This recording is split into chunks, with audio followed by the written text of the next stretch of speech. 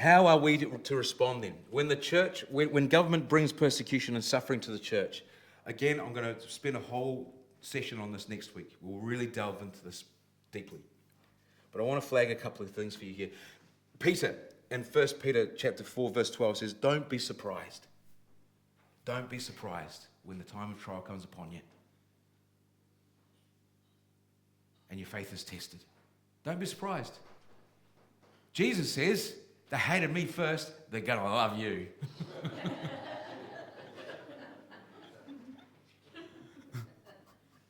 That's the Chris Bate paraphrase translation.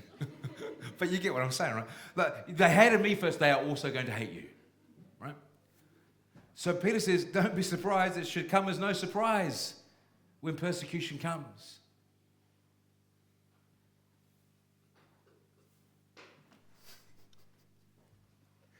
So how do we respond then? We're not surprised.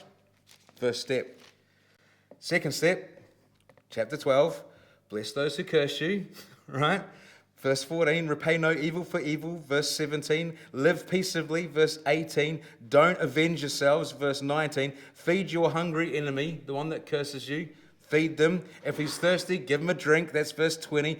Don't be overcome by evil, but overcome evil with good. See how the foundation is already laid. Verse 21, and in here in Romans chapter 13, verse 3, Paul instructs us to do that which is good. We are to continue our resistance movement. Right? We are to continue to resist. How? By overthrowing the government, taking up arms, shooting people, that sort of stuff. Oh.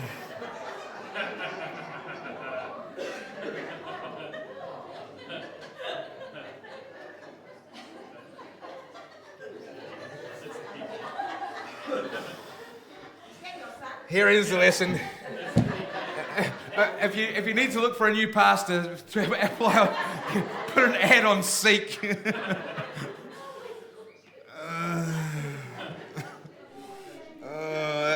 Out of the mouth of babes. No.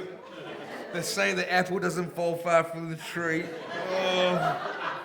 Oh no. He's just joking, aren't you, Tommy? Yes. Yes. He is just joking. Right. We have to continue our resistance movement. We have to continue operating according to the pattern that God has set. We have to continue in our all of life worship as living sacrifices to our God. We have to continue to resist the world, the devil, and the flesh as we commit ourselves to God and Jesus Christ. And we have to continue at any cost.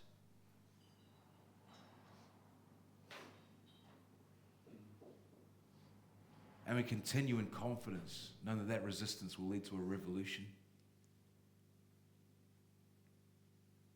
And it will lead to a revolution either as those resistance movements join together and affect the culture in which they live, or the revolution will come when Jesus comes back and he puts everything under his feet and reminds everybody who the real boss is.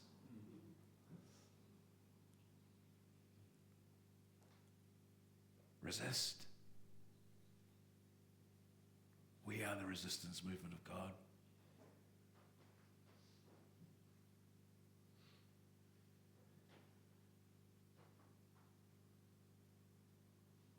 Folks, the truth is that none of that is possible outside of Jesus. Look, Tommy's joke is a joke. But it's funny because it's true, right? You know? That's all of us at the end of the day, just particularly us guys, want to just go, that's wrong with the flipping sleaze.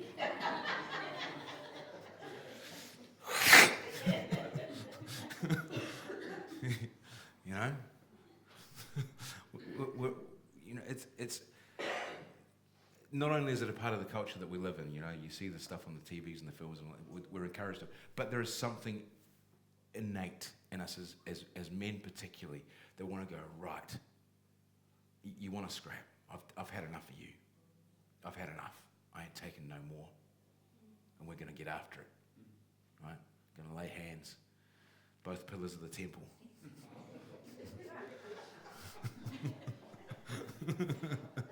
Right? You know, I like...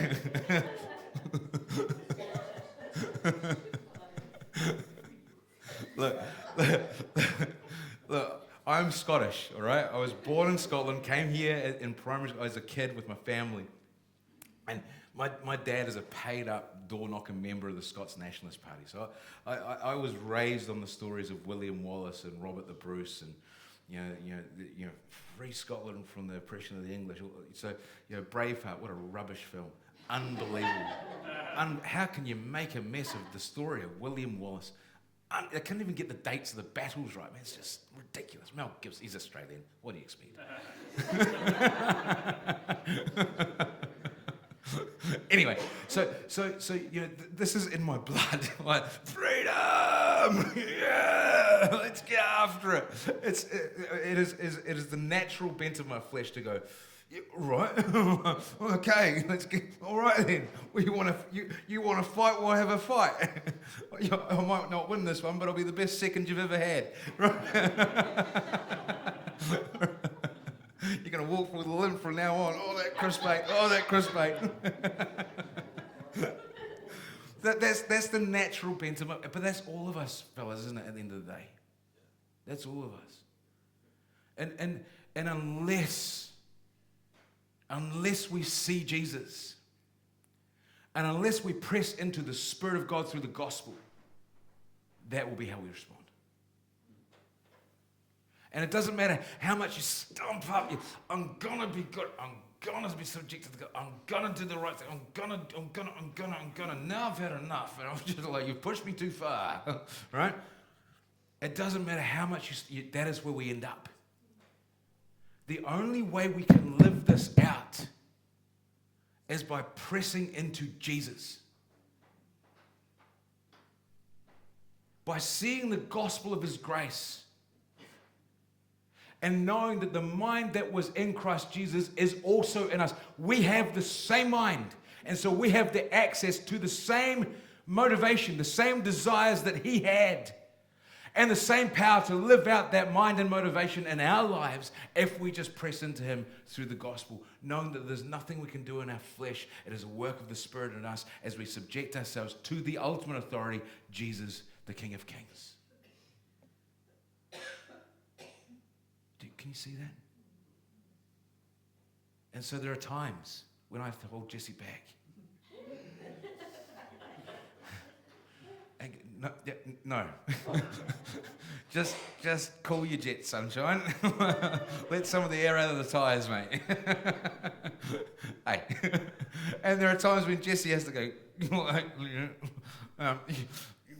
just dial it back a little.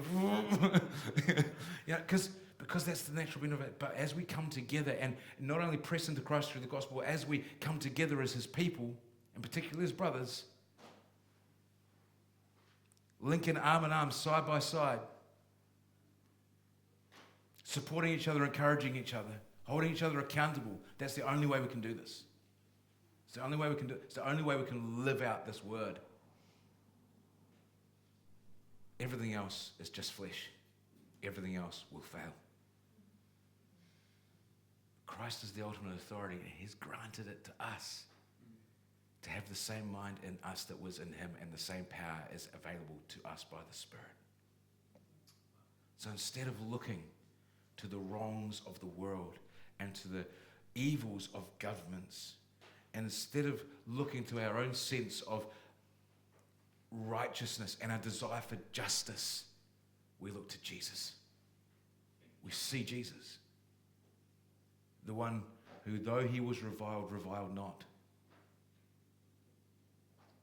As he was brought before the governing authorities as a sheep to the slaughter, he said nothing.